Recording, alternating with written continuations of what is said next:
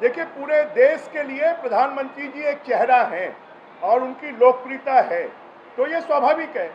जिन राज्यों में मुख्यमंत्री होते हैं वहां पर मुख्यमंत्री के चेहरे पर चुनाव होता है, जिन राज्यों में मुख्यमंत्री नहीं होते हैं वहां पर पार्टी चुनाव लड़ती है, और पार्टी का सबसे बड़ा चेहरा अगर कोई है तो नरेंद्र मोदी है।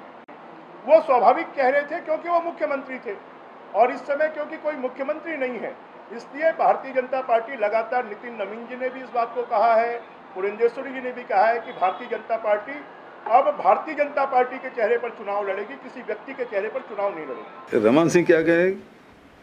रमन सिंह कहा कि मोदी जी बड़ा चेहरा है, मतलब अभी भी अपने आप को छोटा चेहरा बता ही रहे हैं। वो पुरंदेश्वरी मना करने के बाद भी ढिठाई में लगे हुए हैं, उसके मना कोई चेहरा नहीं, ऐसा बोलते तब भी बोलते हैं हाँ मैं छोटा चेहरा हूँ।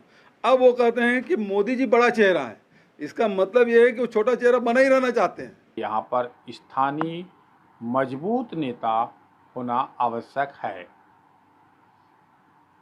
तो इस तलाश में, एक स्थानीय और मजबूत नेता की तलाश में बहुत दिनों तक भाजपा रही। स्थानीय स्तर के नेताओं की एकजुटता के अभाव, दूसरी तरफ भूपेश बघेल जैसा दबंग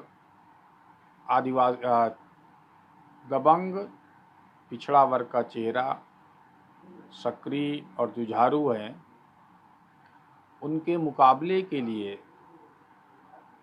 शायद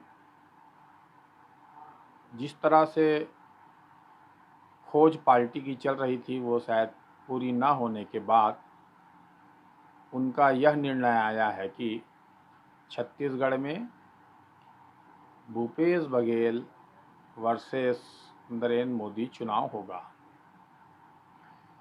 इस चुनाव से भाजपा के कार्यकर्ता जो अभी तक घर बैठे हैं या जो चेहरे दिख रहे हैं भाजपा के दो अग्रिम पंक्ति के जो नेता आंदोलन, धरना प्रदर्शन और बयानबाजी करते घूम रहे हैं, वो भाजपा के कार्यकर्ताओं की पसंद के चेहरे नहीं हैं।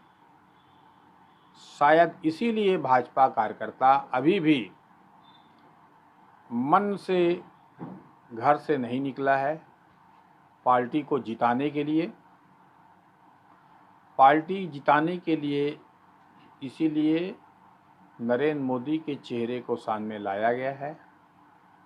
अब ये देखना है कि भाजपा का जो कार्यकर्ता है वो विधानसभा चुनाव में कितने दमखम के साथ यह चुनाव लड़ता है और विधानसभा चुनाव में मोदी जी का चेहरा कितना कारगर साबित होता है।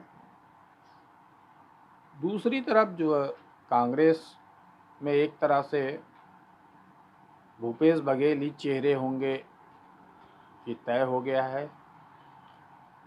चुनाव अभी दूर है, चुनाव के आते आते तक कई समीकरण दोनों पार्टियों के बनेंगे, बिगड़ेंगे।